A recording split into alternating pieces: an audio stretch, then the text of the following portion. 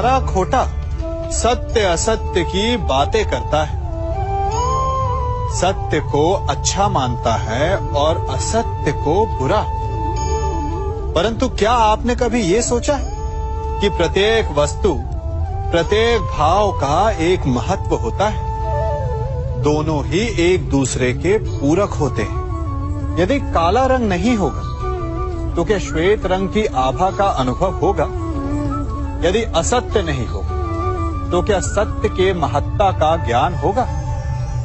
यदि बुरा नहीं होगा तो क्या भले पर आपको विश्वास होगा? कुछ महत्वपूर्ण है तो दोनों के मध्य का संतुलन। बुरी से बुरी वस्तु, समय या भाव, कोई ना कोई स्वयं में शुभ छिपाए रखती है। कभी काले गरजते मेघों को देखा है? उसके किनारे भी एक स्वर्णिम आभा होती है। उसी प्रकार यदि आपके जीवन में बुरा समय आए तो आपको अपने सच्चे मित्रों की पहचान हो जाती है। तो बुरे समय में निराश ना हो, उसमें भी कुछ शुभ खोजने का प्रयास करें और धीरे धीरे सब कुछ आपके जीवन में स्वतः शुभ हो जाएगा। संसार में सबसे महत्वपूर्ण क्या है? दृष्टि या दृष्टिकोण, समझ या सोच? सामान्यतः मनुष्य की दृष्टि और सोच में अधिकतर वो वस्तु, वो घटनाएं, वो भाव श्रेष्ठ हैं जो हमें आनंद दें, और जो हमें आनंद नहीं देते उन्हें हम दुखदाई मान लेते हैं। परंतु दृष्टिकोण और सोच को यदि एक भिन्न कोण से देखें तो परिस्थितियां भिन्न सिद्ध हो सकती हैं। जिस प्रकार भीषण गर्मी हमें सुहाती नहीं, परंतु वही गर्मी सागर और नदियों के जल को वाष्पित करती है और हमें मनोरम वर्षा का आनंद देती है, उसी प्रकार भीषण परिश्रम के पश्चात हमें सफलता मिलती है। वर्षा के पश्चात हमें हमारा लक्ष्य मिलता है। तो सदा स्मरण रखिएगा कि दुख और पीड़ा से भागे नहीं, क्योंकि यही भविष्य में आने वाले सुख का मूल है। जब भी आपने यात्रा की होगी तो अवश्य अपने मार्ग के आसपास कुछ रिक्त स्थान देखे होंगे, कुछ खेत देखे होंगे, कोई ना कोई भूमि का टुकड़ा अवश्य देखा होगा। कुछ स्थान ऐसे होते हैं जहां पेड़ लगे होते हैं, जहां माली बड़े प्रेम से उन्हें बोता है, उन्हें सींचता है। और कुछ स्थान ऐसे भी होते हैं जहां बिना माली के खरपतवार उग जाते हैं, कुछ अन्य पौधे उग जाते हैं। माली द्वारा उगाए वृक्ष हमें ठंडी छाया देते हैं, हमें फल देते हैं, ईंधन के लिए लकड़ियां देते हैं। और बिना परिश्रम के उपजित खरपतवार यदि कुछ करते हैं तो ये कि वो भूमि को बंजर बनाते हैं। हमारा मन भी रिक्त भूमि की भांति होता है।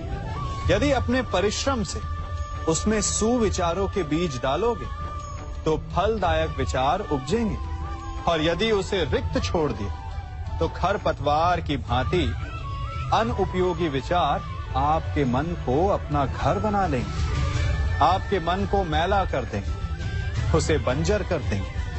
अब निर्णय आपका है कि आपको सुविचार देने वाला मन चाहिए या कुंठा देने वाला। जल प्रकृति को इस संसार की सबसे अनूठी देन है।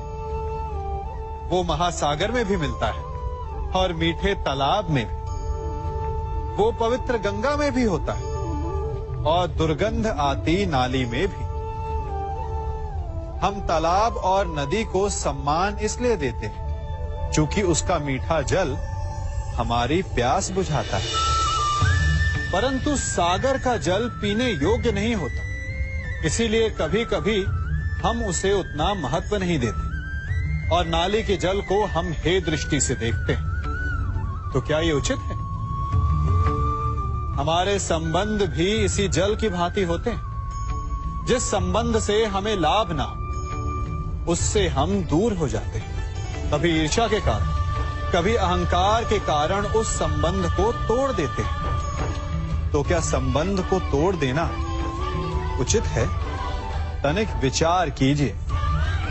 माना कि सागर का जल फसल नहीं दे सकता, परंतु मोती तो देता है। माना कि नाली का गंदा जल हमें किसी भी कार्य के लिए उपयुक्त ना लगे, परंतु वो भी कहीं लगी अग्नि को बुझा सकता है।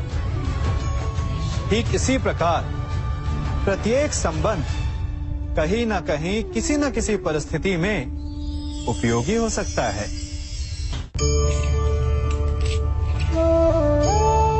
बड़ी विकट समस्या है। मुझे स्मरण ही नहीं हो रहा कि इस गुच्छे की कौन सी चाबी इस ताले को खोले। बड़ी देर से प्रयास कर रहा हूं, परंतु ये ताला खुल ही नहीं रहा।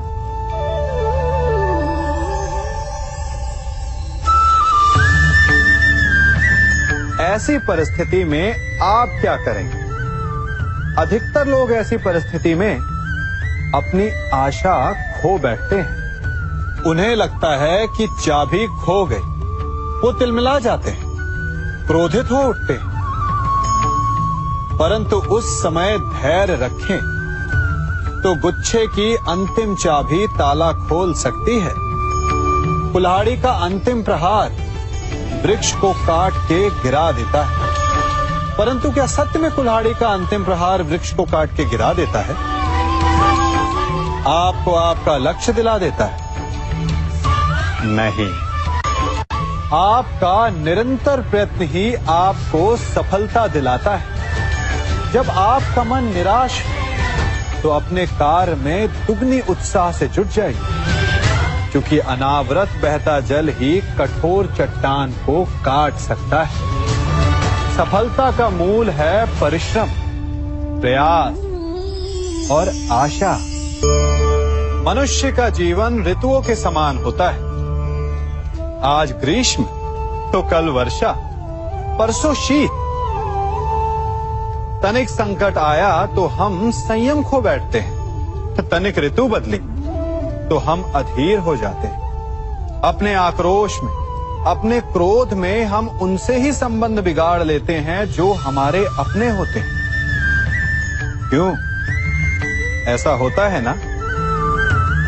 हमें लगता है कि हमारे अपने हैं, फिर से मना लेंगे, परंतु स्मरण रखिए, सदा ऐसा करना संभव नहीं होता। सागर की उछलती लहरों को तट सहता है, और यदि तट ही टूट जाए तो बाढ़ आ जाती। हमारे संबंध भी दूध की भांति होते हैं। दूध तपकर उबल सकता है, परंतु यदि उसमें खटास आ जाए तो वो फट भी जाते हैं। और फटे दूध को चाहे जितना मत लो, उसमें से माखन नहीं निकलेगा। इसीलिए अपने संबंधों को संभल कर निभाना चाहिए। मनुष्य के जन्म लेते ही उसके मन में जन्म ले लेती है चाह जीवित रहने की, फिर प्रेम की, फिर आनंद की, फिर सफलता की। परंतु सबकी चाह पूर्ण नहीं होती।